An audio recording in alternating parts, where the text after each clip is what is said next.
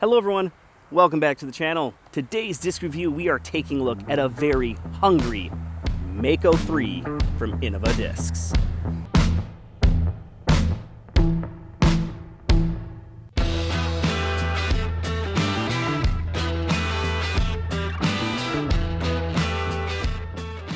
Today's review is going to start out by looking at the profile and the feel, followed by the flight, both lefty and righty throws, how to use the MAKO3 out on the course, the different plastic types it comes in, and followed by the lefty lines comparing those plastic types. If that sort of thing is for you, be sure to subscribe so you don't miss out on any future disc reviews.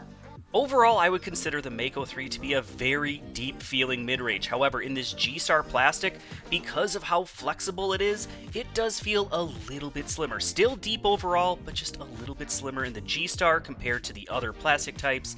However, it's still a deep-feeling mid-range that has a very rounded nose, rounded edge. Even the bottom of the rim is extremely rounded. And as you can see here, the bottom of the wing is convex. Everything is round on this, which makes it feel incredibly comfortable in the hand, especially for those backhand grips. It just really fills my hand very well. For the flight numbers, speed 5, glide 5, turn 0, and a fade of 0, which should make this, depending on your arm speed and plastic, a very neutral flying disc. However, as we'll get into later on in the video, that does change depending on the plastic type, so be sure to stick around for that. And what you're seeing is me throwing the G-Star MAKO3, which overall I would say the G-Star is probably the most beginner-friendly, the most understable, particularly in the early part of the flight, which makes it incredibly workable. And for newer players, this is a great option if you're learning how to hyzer flip, as you can get this to flip up to flat, depending again if you learn the angle and to match your arm speed, and hold very straight lines, perfect for tunnels, perfect for hitting early or late gaps, and still having maybe just a little bit of fight at the very end. However, if you're wanting to throw the MAKO3, at least in the G-Star plastic, on a hyzer angle, it can hold those slightly arcing hyzer lines, but you have to throw it powered down a little bit. If you really do try to rip into it, it's going to flip up to flat, ride way too straight, and it doesn't really have enough late stability to fight out.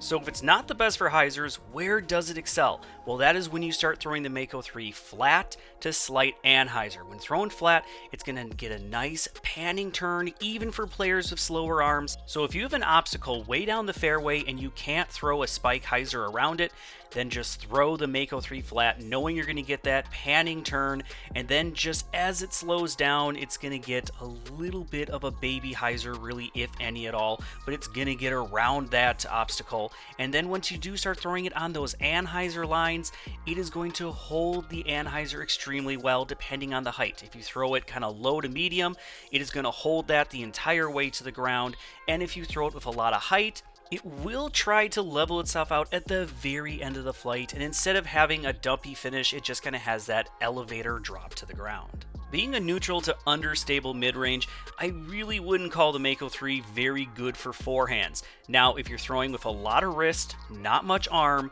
and really not much of a run-up, almost mostly just standstill, then the MAKO3 will make a good finesse forehanding disc that you can get to kind of flip up, hold pretty straight, again getting a little bit of like a meandering panning turn, a little bit of hyzer back, or if you have a weird angle in the woods and you want to toss it up on an anhyzer line and kind of shot shape a bit, that's something the MAKO3 would be good for. But for power forehand throwers, wide open courses, or even just in general windy days, I would not recommend the MAKO3 for those shots. Let's jump on over to the course to see a few ways that you can use the MAKO3.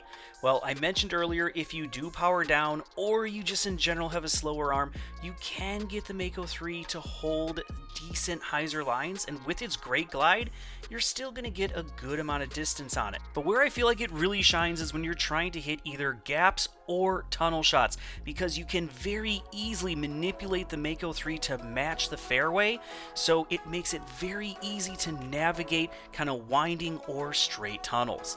And then also great for those controlled turnover shots where you just need something that's going to hold a turnover around an object all the way to the ground. As I brought up earlier in the video, the Mako 3 comes in a lot of different plastic types, and for this review I have it in both Champion and Halo, and those are more on the straight to more overstable side of the spectrum versus the G-Star was more that straight to understable. The Champion is just an incredibly straight flyer. Whatever angle you put it on, that's what it's going to fly. If you throw it flat, it's going to ride very straight. Almost no to very subtle turn, and then a little bit of a hyzer back at the very end. And when you throw it on an anhyzer line, as you can see, it just holds that anhyzer. It doesn't fully turn over, turn and burn, it just holds that anhyzer line. And the Halo is one that you can really put a lot of power into, maybe just a little bit of a panning turn, but it has the harshest finish at the very end. And when you really rip into it, you can just see how on a rope it is. Just great for those power throwers. But now let's go ahead and take a look at all the plastic types side by side, starting with the G-Star. You can see it starts out straight, and then it starts to have that panning turn, and then a little bit of a fight at the very end. Then the Champion, this one's going to ride very straight, almost no turn, before having a little bit even more of a finish. And then we're going to get to the Halo, which is that next tick up. It gets no turn, holds just very straight, and then just as it gets 3/4 of the way through the flight, it just has that nice hyzer, kind of a dumpy finish. So the Halo is going to be more the wind fighter, still not extreme winds. I wouldn't be throwing this in any 20-mile-an-hour headwinds, but if you get a subtle, 5, maybe 10-mile-an-hour wind, then the Halo is going to fight it pretty well. Will probably fly very similar to this Champion. The Champion is going to be something where you want a real true point and shoot, something that's just going to go incredibly straight, little bit of hyzer, decent torque resistance, perfect for players of slower arms who just want that straighter flight. Overall, I really enjoy the Mako 3 as it has a little bit of something for everyone. For beginning players, it has a nice understable option. For players wanting something straighter, it has a good option for them as well.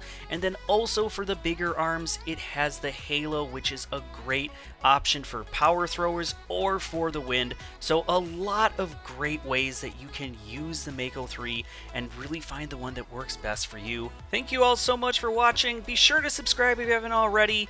Buy your next disc at GreatLakesDisc.com, and until the next one, keep banging chain.